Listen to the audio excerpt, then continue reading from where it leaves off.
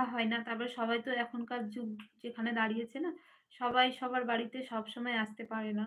নানান রকম মানুষের নানা রকম সমস্যার কারণে সেভাবে আর আগের দিনের মতো মানুষ আসতে পারে না। তো আমার মনে হয় এই যে অনুষ্ঠানগুলোতে না সবাই সবার সাথে দেখা হয়, সবাই আসে অ্যাটেন্ড করে। তো এই সময় গেলে হয়তো সবার সাথে দেখা হয়। আমি বাড়ি থাকলে কোথাও যাওয়ার লাগে না। কারণ সব আমার মাঠে মানে হ্যাঁ, সেটাই তো। আর জগদ্ধাত্রী পুজোর ওখানে তোমার পজিশনটা যখন বেরোয় না, তোমাদের এই মাঠটাই শ্মশানের যে যখন মাকে আনতে যায়, তখন তো তোমাদের ওই মাঠটাতে কিছুক্ষণ থাকে। তারপর একটু আনন্দ-টানন্দ করে তারপরে আবার ব্যাকে আসে।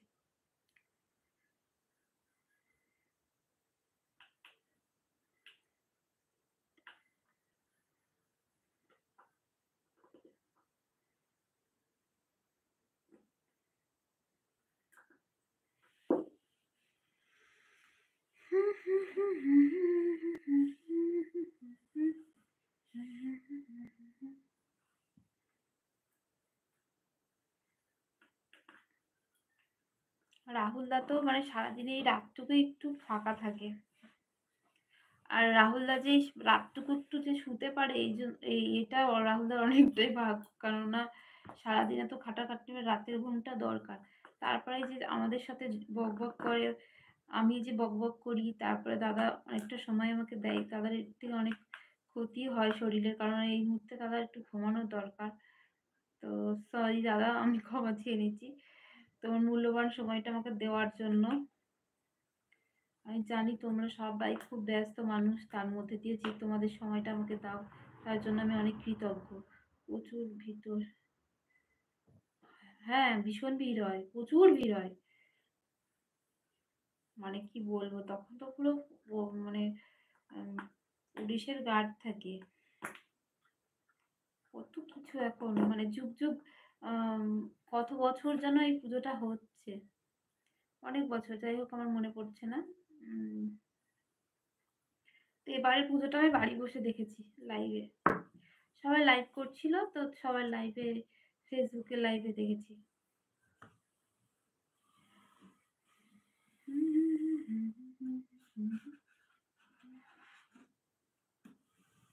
আর যে সময়টা ছিল না, প্রচুর ঠান্ডা থাকে সেই সময়টায় শ্মশানের পুজোতে। এবারটা কি কারণে যেন আমি অ্যাটেন্ড করতে পারিনি।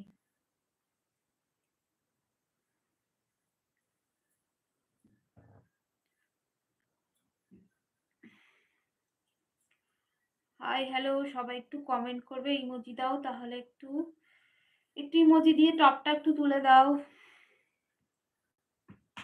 আমার ভিড়,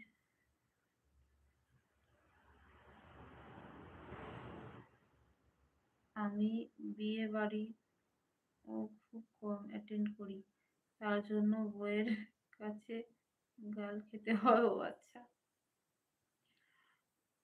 হ্যাঁ ভিড়ভাট্টা ভাল লাগে না, কিন্তু এই বিশেষ কোনো অনুষ্ঠানে আত্মীয় স্বজনের বাড়িটা যাওয়া উচিত। তাহলে তো তোমার বউ তোমাকে বকবেই না। ধরো 10-এ 5-এ তুমি ছুটিতে আসছো, সেই সময় যদি কোনো অনুষ্ঠান পড়ে, তো তুমি যদি ডিনাই করো, তাহলে তো তুমি বকা খাবে বৌদির কাছে।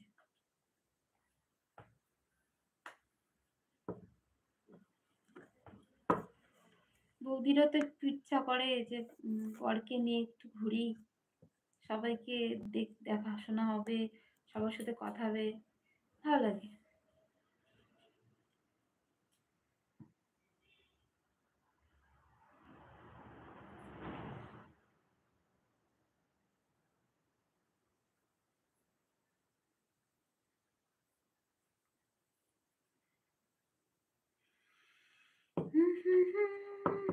এই মুহূর্তে আমার সাথে আছে রাহুল দাস আর বিপ্লব বিশ্বাস। তো এই দুজন দাদাকে আমার অনেক অনেক ধন্যবাদ আমার পাশে থাকার জন্য।